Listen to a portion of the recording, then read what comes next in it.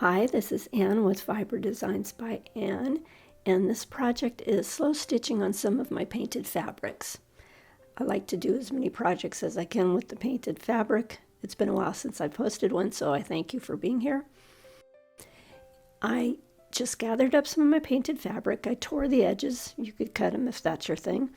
I like the fray. And I laid them in different arrangements and tried a few things. Once I was happy, I decided to pin them together. And because I don't like pins while I'm doing slow stitch, I decided to baste it.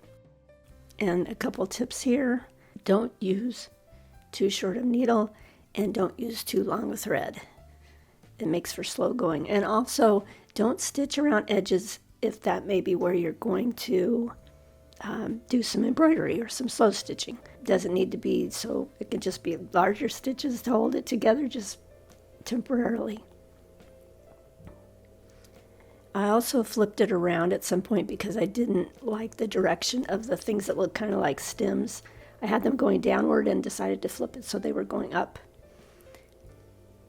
I also didn't have a back fabric on it because I was going to put this on a homemade purse, but I didn't end up doing that because I liked it too much as a solid piece. It may be a quilt in the end, I haven't decided. But I put backing fabric after I'd done the center stitching. I did put a backing fabric on when I decided I was going to do more stitches around the outside edge. I pulled out some floss that I liked with the fabrics, and I don't think I will use all these, and I didn't. And then I started by just doing a running stitch around this. It's kind of a cactusy shape. It's horizontal, but just a little running stitch. And I did start with my knot on the back because I thought this was going to be a purse. Normally when I do regular embroidery, I leave the knot on the top and then cut it off later. But since this is just a running stitch, it needs to be secured there.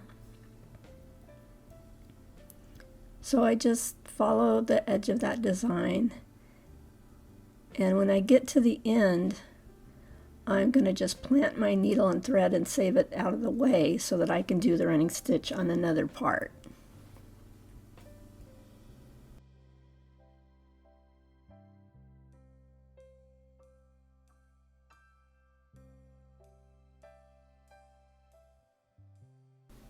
Here I've just gone around the longer rectangle, and this is where you can see that my basting threads are in the way because I'm right on the edge, so I'm having to cut them out of the way. And then I'll just continue around this piece.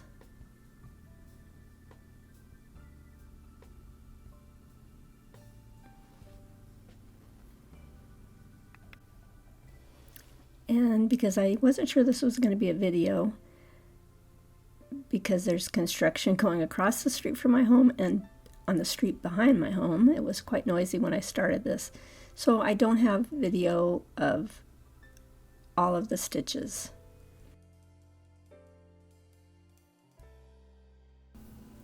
I've done just the echo stitch around this little cactusy looking part that's laying sideways, and I was going to do an eyelet, and then I just decided, no, I'll just do a little starry kind of thing and put a little knot across the top, or loop across the top. And I did contrasting French knots that I really like inside that little patch of light. I've done just straight running stitch. And then for some reason I turned it into a little triangle here. I don't know why I did that, but it seemed like the thing to do while I was just stitching away. And I'm using seed stitch in here just randomly, and then sort of out in these other areas more straight, of course.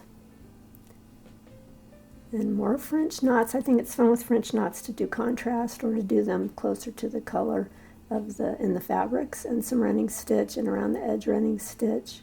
And then I did some X's and more running stitch around the perimeter.